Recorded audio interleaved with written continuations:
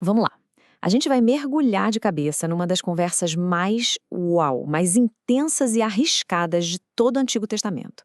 Uma conversa, uma negociação que literalmente é decidir o futuro de uma nação inteira. Essa pergunta aqui é a chave de tudo. Pensa comigo. E se a gente ganhasse o presente, mas perdesse quem deu o presente? Imagina só, receber a promessa da casa própria, do emprego dos sonhos, tudo o que se queria, mas sem a companhia da pessoa que prometeu tudo isso. No fim das contas, isso seria um presente de verdade ou uma espécie de maldição? Pois é, essa era a crise que uma nação inteira estava enfrentando depois de um erro, e que erro, hein? Para a gente entender a tensão no ar, a gente precisa voltar um pouquinho. O povo de Israel tinha acabado de ser liberto do Egito, recebeu a aliança no Monte Sinai e, logo em seguida, comete o pecado do bezerro de ouro. Essa quebra de confiança, sabe, criou uma crise gigantesca, uma realidade completamente nova e devastadora. É aqui que a história começa a virar. Uma promessa, mas sem a presença. A notícia que mudou tudo. Deus até reafirma a promessa de dar a terra prometida, mas vem com uma condição que, olha, é chocante, abala tudo, a própria identidade do povo. A mensagem é pesada, né? Direto ao ponto. Eu não vou com vocês. A presença de Deus, que antes era pura proteção, agora virou um perigo de vida ou morte para um povo que estava sendo teimoso, rebelde. Parece contraditório, mas era um ato de julgamento e, ao mesmo tempo, de misericórdia. Tipo, para proteger vocês de mim mesmo, eu não vou. E olha só que interessante essa inversão de significado aqui. Antes, lá em Êxodo 23, a promessa de um anjo para guiar o povo era sinal de bênção, de proteção. Agora, o envio do anjo virou um símbolo de distância, de julgamento. O que era para ser um presente virou um lembrete constante do que eles tinham perdido. A reação do povo foi imediata e muito profunda. Eles ouviram essas palavras terríveis e a ficha caiu. Começaram a chorar, a lamentar e fizeram algo muito simbólico. Tiraram seus enfeites, suas joias. Isso não era só um luto qualquer, sabe? Era um ato público de arrependimento. Era como se eles estivessem dizendo: de que adiantam todos esses presentes se a gente não tem quem nos presenteou? E aí, a gente chega na grande virada da história, a grande negociação. Vendo o luto da nação, Moisés não fica parado. Ele não aceita essa situação. Ele entra em cena não só como líder, mas como um advogado, um intercessor. E ele começa uma das negociações mais corajosas que a gente já viu. Esse gesto de Moisés é muito poderoso. É quase um mapa da crise espiritual que eles estavam vivendo. Ele monta essa tenda do encontro bem longe do acampamento.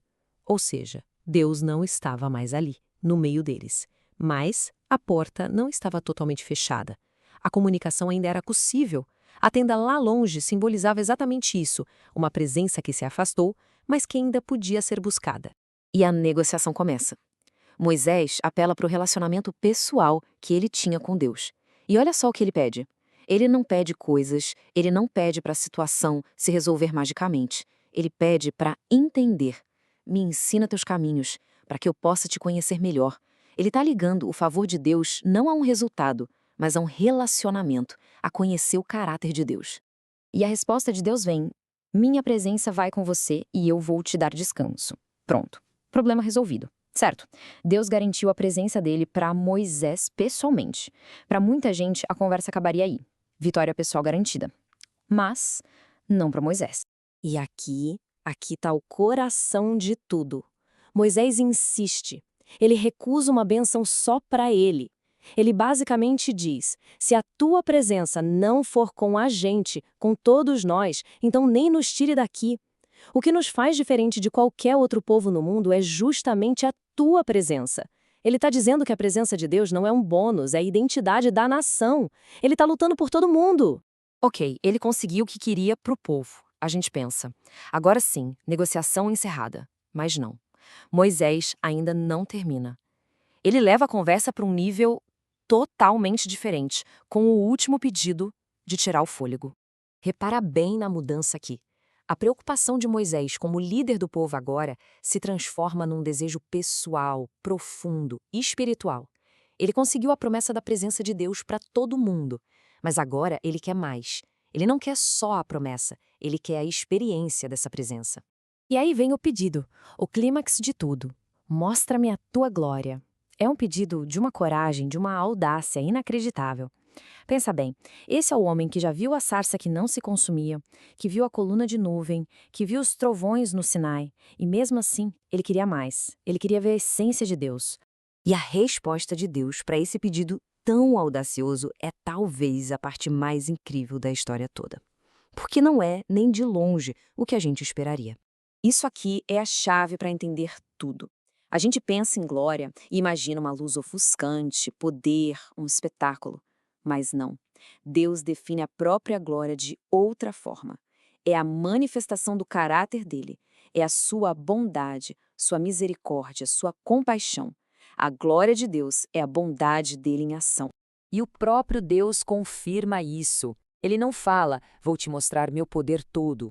Ele fala, vou fazer passar toda a minha bondade diante de você. A glória está totalmente amarrada ao nome dele, ao caráter dele, à misericórdia e à graça soberana. A forma como Deus atende o pedido é tão profunda quanto o pedido em si. Ele não simplesmente aparece, não. Primeiro, ele coloca Moisés numa fenda de rocha para protegê-lo. Depois, ele o cobre com a mão e só então Moisés pode ver as costas de Deus, mas não o rosto. É um vislumbre protegido, uma revelação real, mas parcial, misteriosa. Mostra uma presença que é real, mas que a gente não consegue compreender por completo. Tá, mas e aí? Por que essa história antiga, essa negociação tão tensa, ainda importa pra gente hoje? Vamos pensar um pouco nas lições que ficam disso tudo. Olha, as lições aqui são muito fortes. Primeiro, a maior bênção é a presença, não os presentes. Moisés deixa isso claríssimo. Segundo, arrependimento de verdade se mostra com atitudes, não só com palavras. O povo tirando as joias mostra isso. A oração com compaixão pelos outros pode mudar o futuro. Liderar é lutar pela equipe, não só por si mesmo. E talvez o mais importante, às vezes, a gente não precisa de tudo.